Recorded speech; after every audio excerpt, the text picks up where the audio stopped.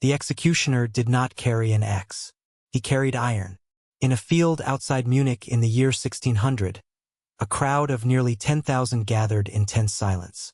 They had come not for justice, but for spectacle. On the scaffold knelt Anna Pappenheimer. Her body had already endured weeks of interrogation. Her husband Paulus had been broken publicly before her eyes. Her sons stood bound nearby, forced to witness what no child should ever see. This was not simply an execution. It was a warning. And to understand how one poor Bavarian family became the center of one of Germany's most infamous witch trials, we must begin long before the scaffold. We must begin with poverty. In late 16th century Bavaria, poverty was not just misfortune. It was suspicion. The Pappenheimers were never powerful. They were not landowners. They were not merchants. They held no political influence. They lived on the edge of society, doing work others refused to do. Paulus handled waste. He cleaned privies and cesspits under cover of darkness. His work kept towns functioning, but it also marked him.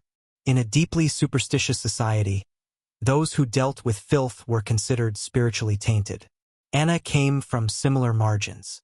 Her father had been a gravedigger, another necessary but despised role. Together they built what they could. Family, Simon their eldest, then Gumpri, and the youngest, Michel. They moved often, took whatever work they could, survived one winter at a time. But in Bavaria around 1600, survival itself was becoming political. The Counter-Reformation was reshaping the region. Catholic authorities were determined to eliminate heresy, superstition, and perceived moral corruption. Witchcraft trials were spreading through parts of the Holy Roman Empire. Fear was currency, and rulers understood something dangerous. Nothing unites a frightened population like a common enemy. In 1600, a thief sat in a Munich prison cell awaiting execution. Desperate men speak desperate words. Offered the possibility of mercy, he began naming accomplices in robberies. Then the interrogators pressed further. What about darker crimes? Witchcraft? Devil worship? The man hesitated. Then he spoke a name. Pappenheimer. The accusation that followed was horrifying. He claimed the family murdered children and practiced black magic. That they created magical candles from human fat. That they served the devil himself. It was grotesque. It was impossible. It was exactly what authorities wanted to hear. The story spread quickly through Munich's elite circles.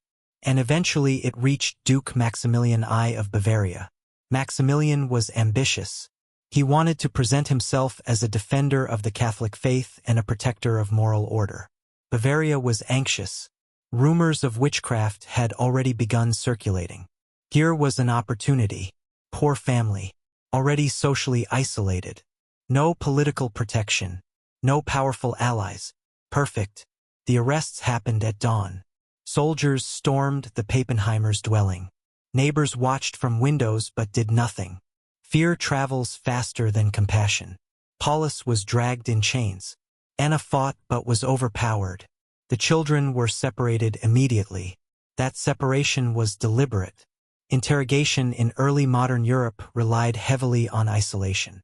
Prisoners were cut off from family, deprived of sleep, and subjected to escalating pressure. The goal was not to discover truth. The goal was confession. Paulus was tortured first. Under extreme physical torment, people will say almost anything. Pain collapses the mind. It fractures memory and logic. It replaces reality with survival instinct. At first, he denied everything. But torture is not about persuasion. It is about endurance. And no human can endure forever. Eventually, Paulus confessed, not just to murder, to hundreds of murders, to diabolical rituals, to conspiracies so vast they defied reason. The more extreme the confession became, the more credible it seemed to those who already believed evil was everywhere. Anna followed. Under similar torture, she confirmed the narrative, added details, elaborated under suggestion. The children were not spared pressure.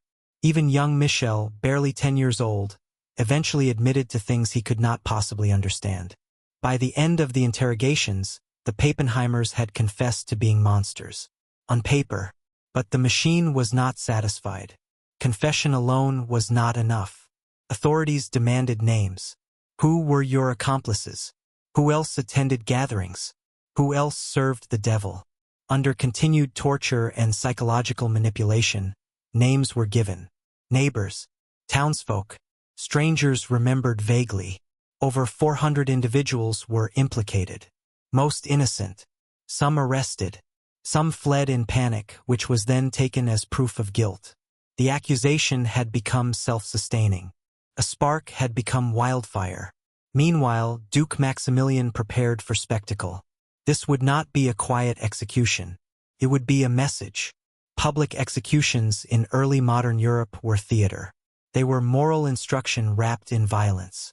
The more dramatic the punishment, the stronger the warning. On July 29, 1600, crowds gathered outside Munich. Drums beat through the morning air. Paulus was brought out first. He had already been tortured severely. His body weakened. His fate sealed. He was executed publicly after prolonged suffering meant to symbolize the eradication of evil. Then Anna, bound to a stake, forced to witness her husband's death before facing her own. The details were brutal, but the intention was clear. Not just punishment, annihilation. Their eldest son Simon was executed as well. The younger children were temporarily spared, not out of mercy but calculation. Authorities wanted to demonstrate that even youth did not shield one from corruption. Months later, Michel was also executed.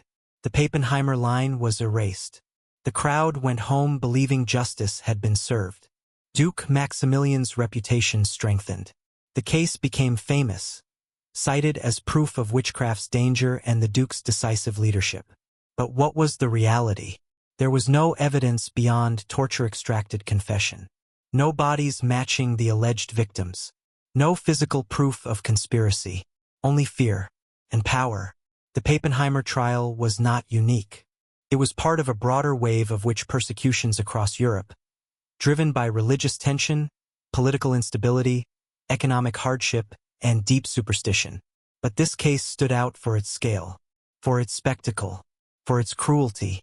It showed how quickly ordinary people could be transformed into symbols, and how symbols can be destroyed to serve authority.